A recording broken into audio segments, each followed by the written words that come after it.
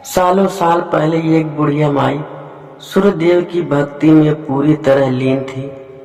वो हर रविवार को सुबह स्नान कर घर के आंगन को गोबर से अच्छी तरह लिपाई करके सूर्यदेव की पूजा करती थी। फिर सूर्यदेव के लिए व्रत रखकर शाम को उन्हें भोग लगाने के बाद भोजन करती थी। उस बुढ़िया माई की भक्ति भावना से देव काफी प्रसन्न थे और भगवान की कृपा से उस बुढ़िया को किसी तरह की परेशानी नहीं होती थी। उस बुढ़िया की खुशी और संपन्नता को देखकर उसकी पड़ोसन को जलन होने लगी। वह बुढ़िया अपनी पड़ोस के आंगन में बंधी गाय के गोबर से ही आंगन लिपा करती थी। पड़ोसन ने जलन के मारे उस गाय को आंगन की जगह घर के अंदर बांधना शुरू कर दिया।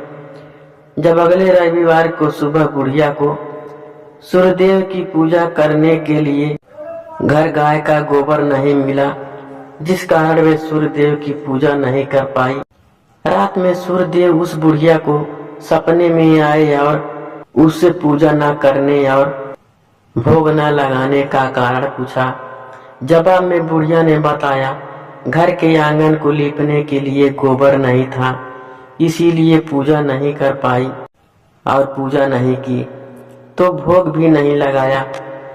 बुढ़िया की बातें सुनकर सूर्यदेव उनसे कहते हैं कि मैं तुम्हारी भक्ति से प्रसन्न हूँ, इसीलिए मैं तुम्हें ये गाय दे रहा हूँ। वो तुम्हारे घर को धन से भर देगी। यह कहते ही सूर्यदेव उसके सपने से चले गए। अगली सुबह जब बुढ़िया की आंखें खुलती हैं तब वह देखती है कि उसके आंगन में एक सुंदर गाय और बछड़ा बंधा हुआ है।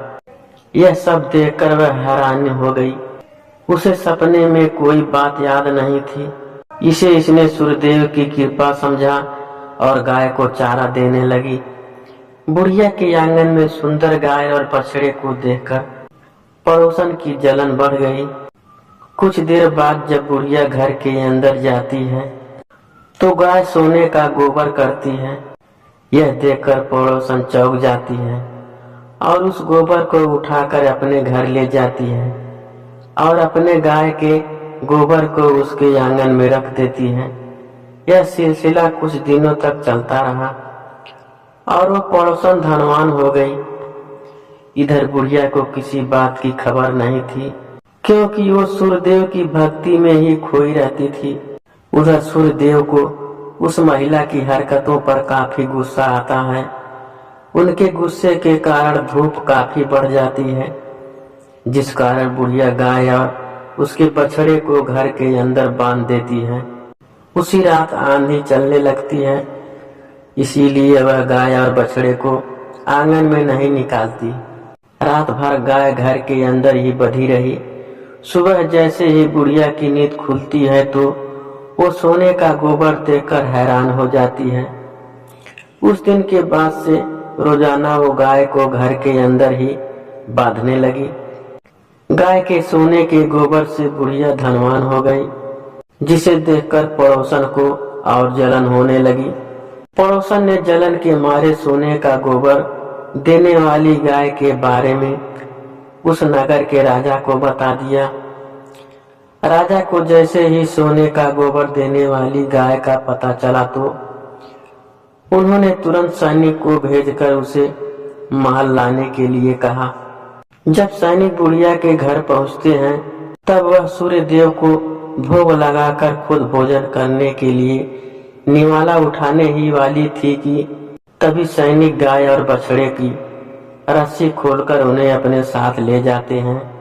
बुढ़िया उनसे गाय और बछड़े को न ले जाने की प्रार्थना करती है, लेकिन राजा के सैनिक बुढ़िया की एक नहीं सुनते हैं। कुछ ही देर में सैनिक गाय को राजा के पास ले जाते हैं। राजा गाय की सुंदरता को देखकर बहुत खुश होते हैं और उसे अपने ही पास रख लेते हैं। गाय में बछड़े के जाने के गम में बुढ़िया बिना खाए पिए पूरे दिन सूर्यदेव से गाय और बछड़े को लौटाने की प्रार्थना करती है। इधर दूसरे दिन सुबह राजा सोने का गोबर देखकर हैरान हो जाता है उधर बुढ़िया भूखी प्यासी सूर्यदेव की प्रार्थना में लगी रहती है। बुढ़िया की तकलीफ देखकर सूर्यदेव अगली रात राजा के सपने में आकर कहते हैं कि अगर तुमने इस गाय और बछड़े को नहीं लौटाया तो तुम्हारे राज पर संकट आ जाएगा, तुम्हारी धन संपत्ति सब नष्ट हो जाएगी। सूर्यदेव की बात सुनकर राजा की नींद टूट जाती है। दूसरे दिन सुबह वो बुढ़िया को गाय और बछड़े लौटा देते हैं, साथ ही उसे कुछ धन भी देते हैं और उसकी पड़ोसन को सजा देते हैं। सूर्यदेव की इस चमत्कारी गाय और बुढ़िया पर उनकी कृपा को देखकर राजा पूरे नगर के लोगों को हर रविवार सूर्यदेव की पूजा करके व्रत रखने के लिए कहते हैं।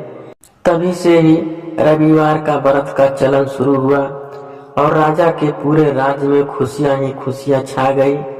कहानी से सीख, दूसरे के प्रति दोष भाव रखने से खुद की ही हानि होती है। जीवन में जितना हो सके सामने वालों की मदद करनी चाहिए।